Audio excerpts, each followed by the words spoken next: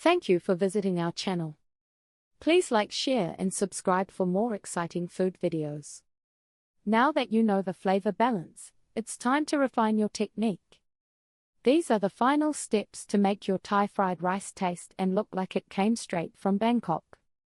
The correct process centers on strategic application of heat. Create a well for sauce. Push the rice and other ingredients up the sides of the wok again, creating a small, clear space at the very bottom center.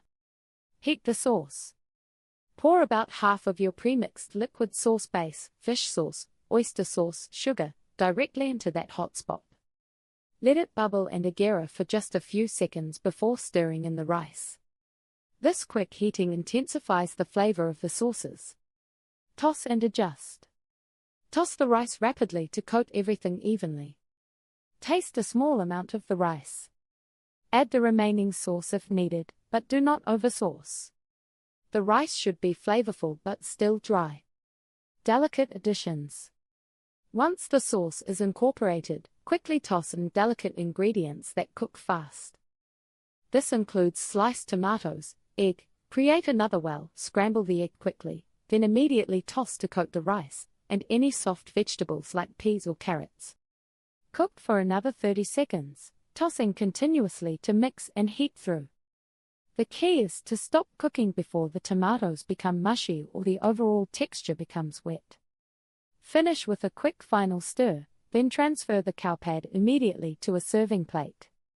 Garnish heavily with fresh lime, cilantro, and cucumber slices before serving. Common troubleshooters for your khao pad attempts. Even with the best ingredients and technique, things can sometimes go sideways in the kitchen. Many home cooks face the same common issues when trying to fry rice at intense heat. Don't worry if your first few attempts weren't perfect. Mastering khao pad takes practice and a willingness to adjust. Here, we tackle the most frequent problems you might encounter and provide simple fixes to get you back on track for perfectly fried rice. Why is my fried rice soggy or clumpy? This is perhaps the most common setback for anyone attempting fried rice, Thai or otherwise. When you end up with a sticky, wet mess instead of dry, separate grains, the high heat cooking process failed. The rice has steamed itself rather than fried. This usually boils down to 3 core mistakes related to moisture control and temperature. The day-old rice rule is absolute. If you use freshly cooked rice, it contains too much moisture. When that moisture hits the heat, it turns to steam, making the rice gluey. You must use cold, day-old rice that has been refrigerated overnight. This allows the starch to solidify and the grains to dry out significantly. The heat was too low. Fried rice needs intense heat. If your pan temperature is too low, the ingredients release their moisture and simmer, which creates steam. Use your stove's highest setting. Ensure your oil is shimmering hot before anything touches the pan. Adding wet ingredients too early. Ingredients that contain high amounts of water, like some bell peppers or frozen vegetables, can instantly cool the pan and introduce excess liquid. If you are using softer vegetables, consider pre-cooking them slightly and draining excess moisture. Add all wet sauces only after the rice itself is fully hot and dry. Not enough punch, fixing bland or flat flavors. You followed the steps, but the dish just tastes fine instead of amazing. Thai food should have vibrant, popping flavors, hitting all the sweet, sour, and salty notes simultaneously. Flat flavor is usually a sign that your balancing act needs small, last-minute adjustments. Remember that strong flavors mellow slightly once they are mixed with the rice and fats. Taste is dynamic, and the final adjustment is key.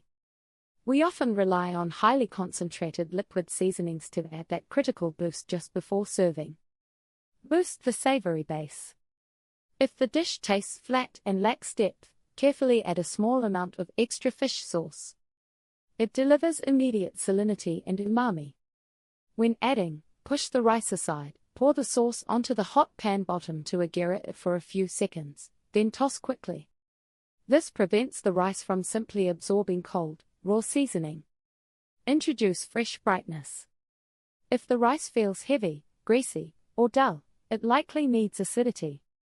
The sour component is what lifts the entire dish. Add a fresh squeeze of lime juice right onto the rice after it is plated, or immediately before serving. This Khao pad secret provides a clean, bright, and refreshing finish that cuts through the richness of the stir-fry. Smoke alarm-friendly cooking, managing high heat at home.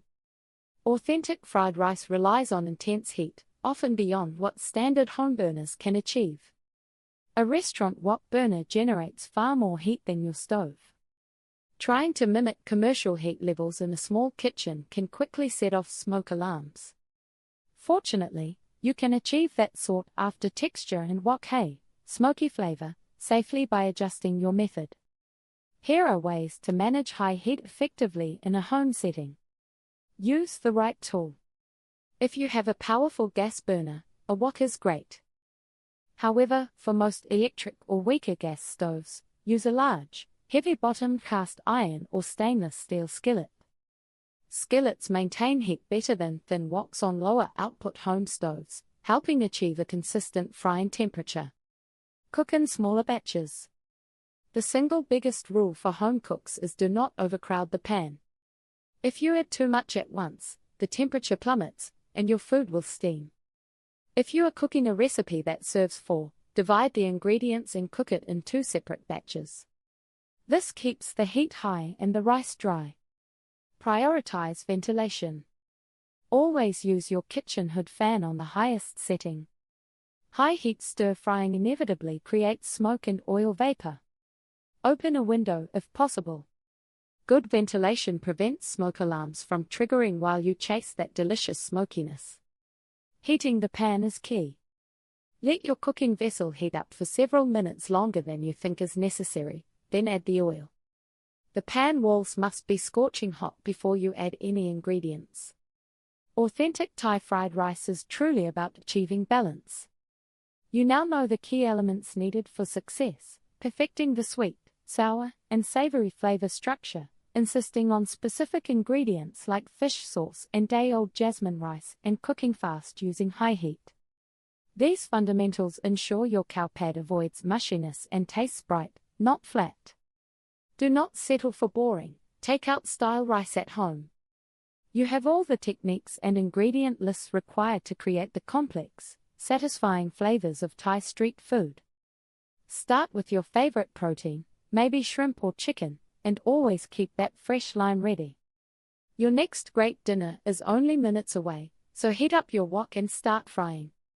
Perfect Thai fried rice isn't about luck, it's about precision, heat, and heart. Keep practicing, and every plate you serve will taste like Thailand itself. Thank you for watching. Please remember to like, share, and subscribe.